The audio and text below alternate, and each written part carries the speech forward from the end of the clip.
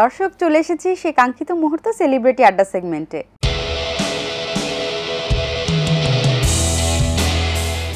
ATN music সবসময় আপনাদের সাথে গুণী শিল্পীদের সাথে পরিচয় করিয়ে দেয়। আজকেও কিন্তু তার ব্যতিক্রম নয়। আজকে আমাদের মাঝে উপস্থিত আছেন এমন একজন শিল্পী যিনি প্রায় দীর্ঘ 10 বছরের বেশি সময় ধরে ইন্ডাস্ট্রিতে কাজ করে যাচ্ছেন। আমি আপনাদের সাথে তাকে পরিচয় করিয়ে দিচ্ছি। আমাদের সাথে আজকে এটিএন মিউজিকে উপস্থিত আছেন আশিকুজ্জামান বনি। কেমন আছেন ভাইয়া? এই তো আপু, ভালো আছি। আপনি কেমন আছেন? খুব ভালো আছি। আপনাকে এখানে পেয়ে অনেক ভালো লাগলো। যেহেতু আপনাকে পেয়েছি, আজকে অনেক গল্প করব এবং শুরুতে একটি গান দিয়ে আমাদের অনুষ্ঠানটি শুরু করতে যাচ্ছি। অবশ্যই। আমার খুব প্রিয় একটি গান, বাংলা গানের, যাকে আমি খুব বেশি ফলো করি বলা যায়, যার গায়কী আমি খুব মুগ্ধ, তার একটি গান দিয়ে শুরু করছি। আমাদের শ্রদ্ধেয় কুমার বিশ্বজিৎ স্যার। জি, শুনবো।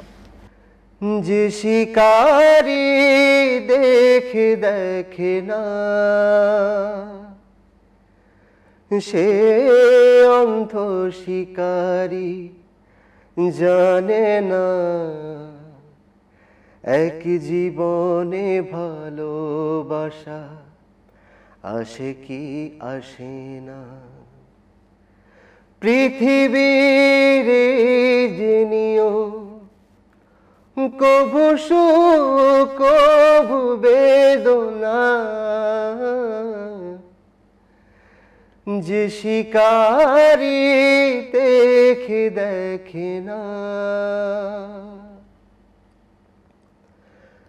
চমকে যাওয়া চোখের কোণে অন্য সুরের খেলা,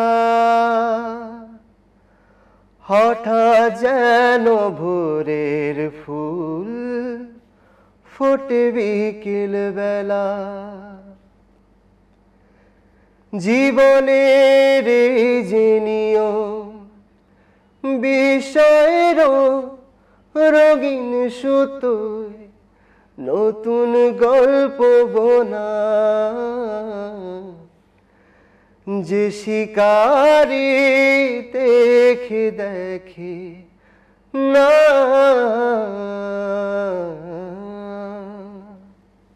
বাহ, চমৎকার! খুব আবেগ দিয়ে গাচ্ছিলেন। এখন ভেরি রিসেন্ট কি কি নিয়ে ব্যস্ত আছেন? রিসেন্ট আমার বেশ কিছু মৌলিক গান রিলিজ পেয়েছে এবং সামনে আরও বেশ কিছু মৌলিক গান আসছে আমার। তাছাড়া আমি বেশ কিছু কাভার গান নিয়েও কাজ করছি, মানে যেসব গান আপনার হারিয়ে যাচ্ছে ওইসব গান আমি কালেক্ট করে দেন আমি কাভার সং হিসেবেও এই গানগুলো নিয়েও কাজ করছি। বিশেষ করে ফোক গান, তারপর আমাদের বেশ কিছু পুরানো বাংলা ছায়াছবির গান আছে যেগুলো আসলে হারিয়ে যাচ্ছে, এইসব গান নিয়েও কাজ করছি। তাছাড়া মৌলিক পুরনো গান কি নতুন করে রিমিক্স? হ্যাঁ, ডেফিনেটলি। এবং মৌলিক গান তো আছেই, যেমন রিসেন্ট আমার তবে কেন গানটি মিউজিক ভিডিও আকারে প্রকাশ পেয়েছে। আচ্ছা, ঘুম নাই রে, আজ যাসনে চলে, এসব গানের কাজ চলছে এবং এই তো সামনে আরও বেশ কিছু আপনারা মৌলিক গান পাবেন আমার।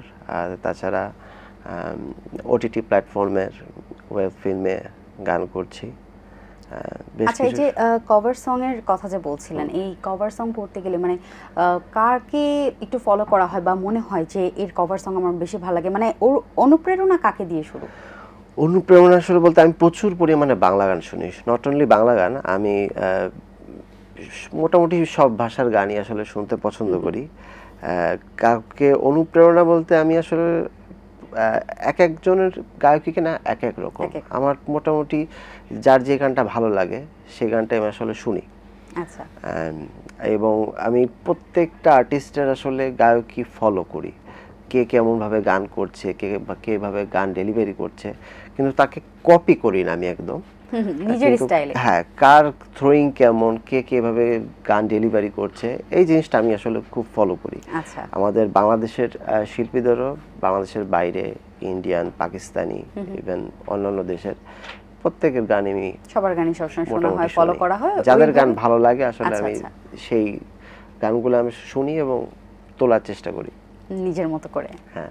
আচ্ছা, আপনি যে তখন নাটক, ওটিটি, আমাদের তো এখন অনেক সোশ্যাল মিডিয়া এবং বিভিন্ন প্ল্যাটফর্ম আছে, তো এইগুলোর এক্সপেরিয়েন্স কেমন যাচ্ছে? আসলে আমরা যখন গান শুরু করেছি তখন তো আসলে এতগুলো প্ল্যাটফর্ম ছিল না, সবেমাত্র শুরু হয়েছে। কিন্তু এখন অনেক প্ল্যাটফর্ম হওয়াতে আসলে কাজ করতে ভালো লাগে এবং কাজের পরিধিটাও অনেক বেড়েছে।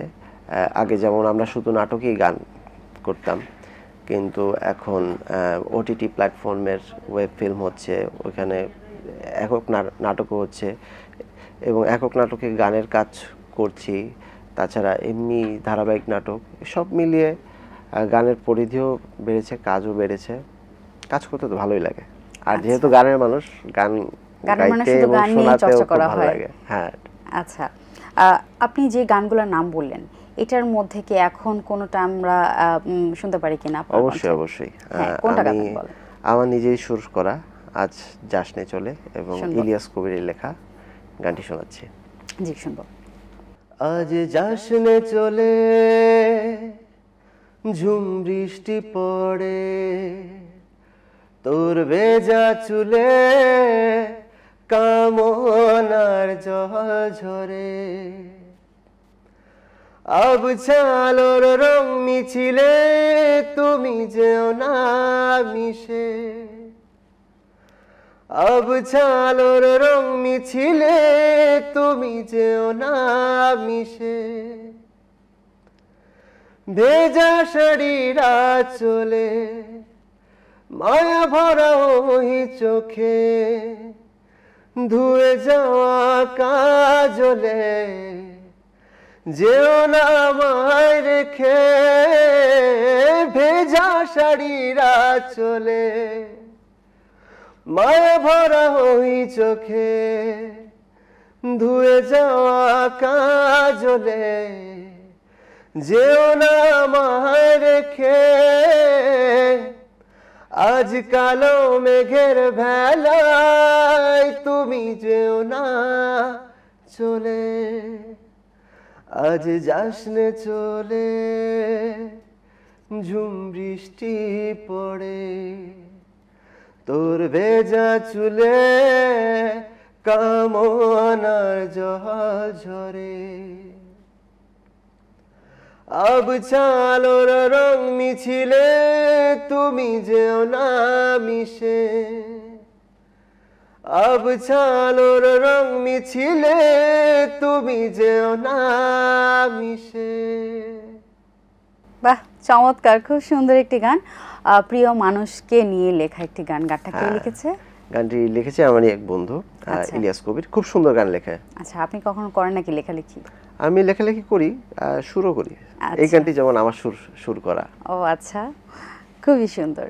আচ্ছা ভাই, আপনার গানের জীবনের শুরুটা হয়েছিল আমরা জানি একটা রিয়েলিটি শো থেকে, তারপর আপনার কাছ থেকে একটু শুনতে চাচ্ছি। 2016-এ আমি একটি চ্যানেলের একটা রিয়েলিটি শোতে উইনার হয়ে আসি। তারপর এখান থেকে তো আপনার কাজ শুরু। তার আগে কিন্তু আমি ছোটবেলায় নতুন কুড়িতেও দুবার পুরস্কার পেয়েছি, কিন্তু পড়াশোনার চাপে আসলে ওইভাবে গানটাকে আমি ওইভাবে মানে এগিয়ে নিতে পারিনি। কিন্তু গান চর্চা ছিল আমার। কি প্রেসার ছিল যে না গান? না, কোনো প্রেসার না, আমার ফ্যামিলির ফুল সাপোর্ট ছিল। আমার ফ্যামিলি এখনো সাপোর্ট করে এবং আমি আসলে যেটা ভালোবাসি, যেটা করতে পছন্দ করি, আমার ফ্যামিলি কখনো না করে না যে তুমি এটা করো না। আচ্ছা, এই দিক থেকে আমি অনেক লাকি যে আসলে তারা আমাকে প্রচুর ইন্সপায়ার করে এবং করেছে। রিয়েলিটি শোতে যাওয়ার প্রথম আইডিয়াটা কিভাবে এসেছিল? এটা হচ্ছে গিয়ে আমার এক্সাম চলছিল, আমার একটা ফাইনাল এক্সাম চলছিল। তা হঠাৎ করে অনেক দিন ধরে রিয়েলিটি শো হচ্ছিল না। তো একদিন হঠাৎ টিভিতে অ্যাড দেখলাম 7up মিউজিক প্রিমিয়ার লিগের একটা নতুন একটা আইডিয়ার একটা রিয়েলিটি শো। তা ওইখানেই অ্যাডটা দেখার পরে চিন্তা করলাম যে অনেক দিন যাওয়া হয় না, একটু দেখি, নিজেকে একটু ঝালাই করে দেখি। আচ্ছা, এই তো তখন থেকে রেজিস্ট্রেশন করা। তারপর এখান থেকে তো ধাপে ধাপে পার হয়ে একদম ফাইনালে গিয়ে বিজয় মুকুটটাও নিয়ে আসি। আচ্ছা, এটা এক্সপেরিয়েন্সটা আসলে আলাদা, অন্যরকম। মানে ভেবেছিলাম আসলে ওটা আসলে এক্সপ্লেইন করা যাবে না। মানে আমি আসলে নিজেকে যাচাই করতে গিয়েছিলাম, কিন্তু মানে যাচাই করতে গিয়ে ওখান থেকে উইনার হয়ে আসি। আচ্ছা, রিয়েলিটি শোর তে তো অনেক গুণী শিল্পীরা সামনে বসে থাকেন জাজ হিসেবে, তো তাদেরকে তাদের সামনে গান করা আর আপনি যেভাবে গান শিখেছেন অবশ্যই এটার মধ্যে একটা ডিফারেন্স আছে, তাই না? অবশ্যই আকাশ পাতাল এই তফাৎ। ডিফারেন্সটা মানে কিভাবে মনে হলো যে আমি ছোট থেকে যেভাবে গান শিখেছি আর তাদের সামনে গান করা, এই জিনিসটা আয়ত্ত করেছেন কিভাবে? আসলে আমি ছোটবেলা থেকে কিন্তু আমি সঙ্গীত পরিবারের ভিতরেই ছিলাম। আমার আপু কিন্তু গান করতেন, এখন সে প্রবাসে সেটেল। সোনিয়া ক্লোজ আপ অনে ছিল। আচ্ছা, আমি তো আপুর কাছ থেকে অনেক কিছু শিখেছি, কিভাবে গান আসলে স্টেজে গাইতে হয়। আমি যখন আপু যখন প্রোগ্রাম করতো, যখন বাংলাদেশে থাকতো, তখন আমি আপুর সাথে গিয়ে দেখতাম আপু কিভাবে প্রোগ্রাম করছে এবং কিভাবে গান ডেলিভারি করছে। আপু কিন্তু প্রচুর পরিমাণে মানে আপনার একক গান ছিল আপুর, সিনেমাতে গান করেছে। তখন আমি আপুর সাথে মানে যেতাম যে আপু কিভাবে ভয়েস দেয়, মানে সবকিছু আসলে আমি আসলে দেখেও কিন্তু মানুষ কিন্তু দেখেও অনেক কিছু শিখে। দেখে যেটা শেখে আমার কাছে সেটা মনে হয় যে এটা অনেক মানে মেমোরিতে থাকে। আচ্ছা, শিখেও শেখা যায়, অনেকভাবেই তো শেখা যায়, দেখেও এক্সপেরিয়েন্স করা যায় অনেক। এরপরে আপুর কাছ থেকে আমি অনেক কিছু শিখেছি। ইভেন আমি আমার মার কাছ থেকেও সেমি ক্লাসিক্যাল, যেটাকে বলে সেমি ক্লাসিক্যাল গানও আমি মার কাছ থেকে শিখেছি। সব কিছু আসলে মিলিয়ে যখন আমি রিয়েলিটি শোতে গেলাম এবং আমাদের যা ছিল পার্থদা, শাকিলা জাফর ম্যাম এবং বাপ্পা মজুমদার, এবং তারা তিনজনই আসলে মানে তারা যে জাজ, আসলে ওটা আমরা যে তাদের প্রতিযোগী আসলে তারা এইভাবে ট্রিট করতো না। তারা খুব হেল্পফুল ছিল, যে গানের রিহার্সালের সময় তারা আসতো, কিভাবে গান করতে হবে, কিভাবে পারফর্ম করতে হবে, কিভাবে থ্রোয়িং করতে হবে, মানে আসলে একটা বন্ধুত্বপূর্ণ সম্পর্ক হয়ে গেছিল। তারা সাপোর্ট দিয়েছে ফুললি। এবং শাকিলা জাফর ম্যামের কথা তো আসলে বলতে হয় যে ইভেন একদম ফাইনাল পর্যন্ত আমি যখন পারফর্ম করতে যাব, শাকিলা জাফর ম্যাম আমাকে মানে খুব আদর করে বনি তুই এইভাবে, মানে সবাই তো তুই তুকারি সম্পর্ক মানে থাকে না, কিন্তু সে আমাকে একদম প্রথম থেকে একদম নিজের ছেলের মতো করে দেখতো, স্নেহের জায়গাটা পরিপূর্ণ ছিল, খুব বেশি ইন্সপায়ার করতো যে তোর গানের এইটা একটু ঠিক কর, এটা ঠিক কর, এইভাবে দাঁড়াবি, এইভাবে অনেক বড় একটা পাওয়া, অনেক বেশি পাওয়া। সো আমরা যা শিখেছি, কিন্তু ওখানে গিয়ে আসলে কিভাবে পারফর্ম করতে হয়, একটা গানের কিন্তু পারফরমেন্সের উপর অনেক কিছু নির্ভর করে। শুধু গাইলেই যে হবে সেটা না, আমি নিজেকে কিভাবে প্রেজেন্ট করতেছি এইটা অনেক ভ্যারি করে। ওটা আমি রিয়েলিটি শোতে গিয়ে আসলে শিখেছি, একটা গান কিভাবে মানুষের সামনে তুলে ধরতে হবে। আচ্ছা, দ্যাটস ইট। তো তখন থেকে তো গানের চর্চা ফুললি চলছে। হ্যাঁ, আর এখন যে রিসেন্ট কাজগুলো করছেন, আমরা জানি আপনি অনেকগুলো গান রেডি করেছেন এবং ফিউচারও আরও কিছু কাজ আপনার আসবে। তো এখন যে মিউজিক ভিডিওটা করেছেন ওটা সম্বন্ধে একটু জানতে চাচ্ছি, যে কোন অ্যালবামে বা আপনার নিজস্ব মৌলিক গানের মধ্যে একটু বলবেন।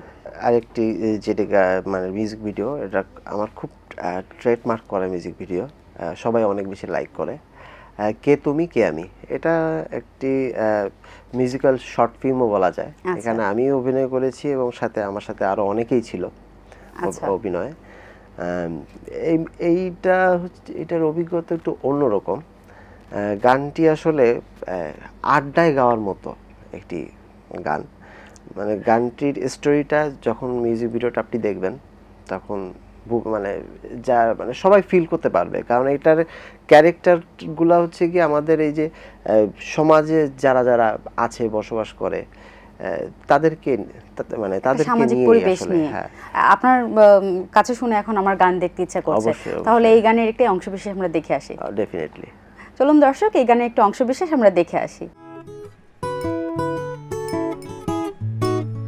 কে তুমি কে আমি, পুরনো সেই শহরতলি, দেখছে কে বলছে কি, হচ্ছে যা তাই শুনছো কি, পুরনো সেই রূপ কথা ছিল না যার শেষ পাতা, পুরনো সেই রূপ কথা ছিল না যার শেষ পাতা, মনে মনে কথাগুলো বসে বসে ভাবছো কি, কে তুমি কে আমি পুরনো সেই শহরতলি দেখছে কে বলছে কি হচ্ছে যা তাই শুনছো কি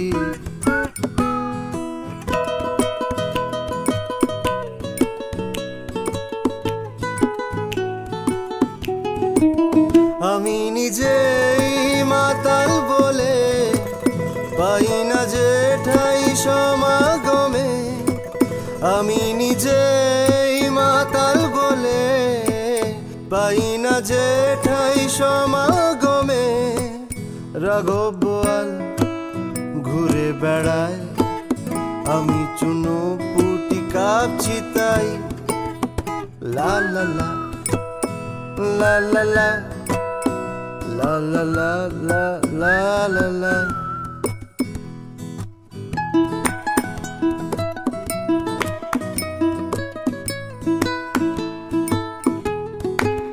তুমি আমি তো ছিলাম ভালো পা পিছিয়ে কি হলো তুমি আমি তো ছিলাম ভালো পা পিছিয়ে কি হলো এখনো তো ফোটে ফুল শরতেও হয় বর্ষার ভুল কে তুমি কে আমি পুরনো সেই শহরতলি দেখছে কে বলছে কি হচ্ছে যা তাই শুনছো কি পুরনো সেই রূপ কথা ছিল না যার শেষ পাতা মনে মনে কথাগুলো বসে বসে ভাবছো কি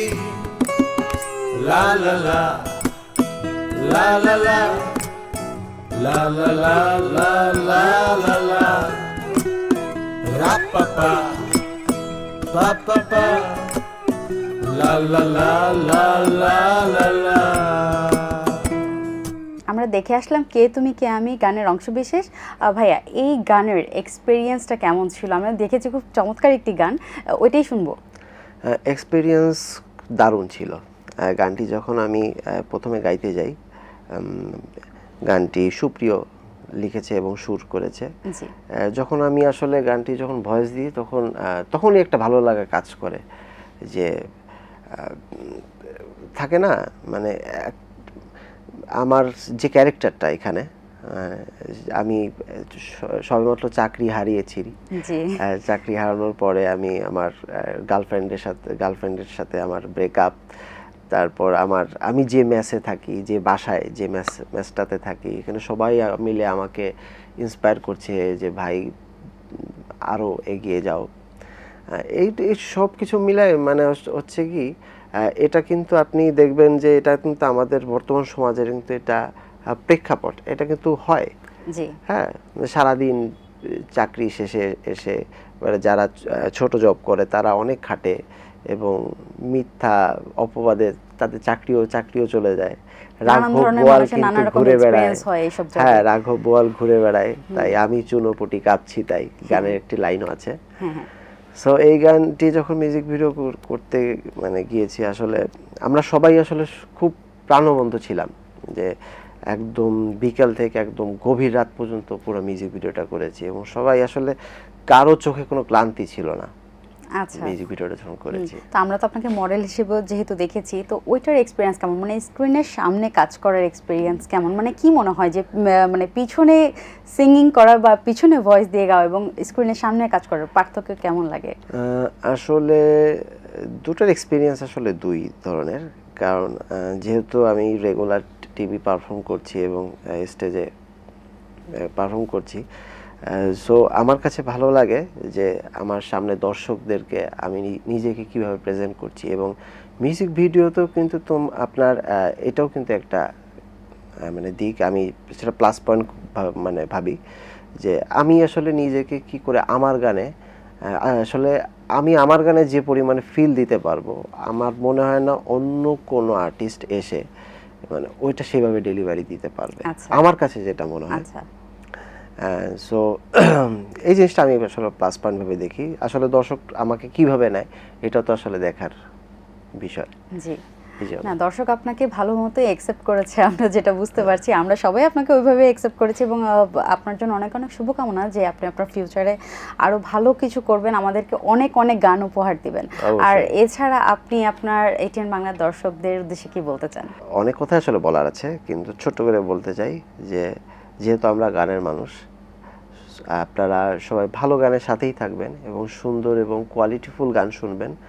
এবং বাংলা গান শুধু যে শুনবেন তা নয়, আসলে ভাষা হচ্ছে গিয়ে সবার, আমার যেটা মনে হয় পুরো বিশ্বটাই হচ্ছে গিয়ে একটা দেশ। সো আপনারা ভালো গান শুনবেন এবং ভালো গানের সাথে থাকবেন। এই তো, সবাই ভালো থাকবেন। জি, আপনাকে অনেক ধন্যবাদ আমাদের অনুষ্ঠানে আজকে সময় দেওয়ার জন্য। আমি তবে আপনাকে এভাবে ছাড়বো না, যাওয়ার আগে আপনার একটি গান শুনতে শুনতে আমরা বিদায় নিব। আমি আমার দর্শকদের কাছ থেকে বিদায় নিয়ে এসে আপনি একটু ভেবে নেন কোনটা দিয়ে আমরা শেষ করব। ওকে। দর্শক, আজকে আমাদের সাথে উপস্থিত ছিলেন আশিকুজ্জামান বনি। ওনার সাথে অনেক গল্প হলো, গান হলো, আড্ডা হলো। তবে সময় ফুরিয়ে এসেছে, যেতে ইচ্ছে না করলেও যেতে হবে। তবে কথা দিচ্ছি আগামী পর্বে একজন গুণী শিল্পীকে নিয়ে আবার আপনাদের সামনে হাজির হব আমি নিতু। ততদিন পর্যন্ত ভালো থাকুন, সুস্থ থাকুন, এটিএন বাংলার সাথেই থাকুন। আল্লাহ হাফেজ। ভাইয়া, এখন কোন গানটি দিয়ে আমরা শেষ করব? আমার একটি মৌলিক গান দিয়ে হ্যাঁ, করছি। সাথে যাব। তুমি বিনা আমি চাই না নীল আকাশটাকে, তুমি বিনা আমি চাই না এ বড় জগৎটাকে, তুমি বিনা আমি চাই না এই নীল আকাশটাকে, তুমি বিনা আমি চাই না এ বড় জগৎটাকে। চাই না ওই নীল আকাশ, চাই না নদীর জল, চাই না ওই নীল আকাশ, চাই না নদীর জল, চাই শুধু তোমাকে, চাই শুধু তোমাকে,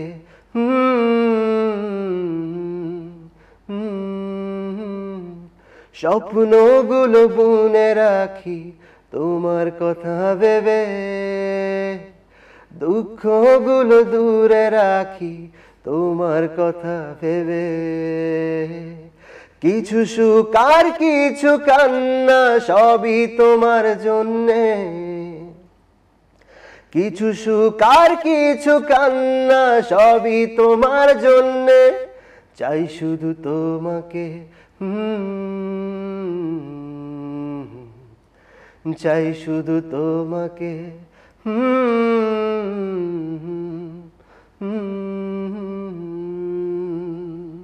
Wow, very nice, very nice.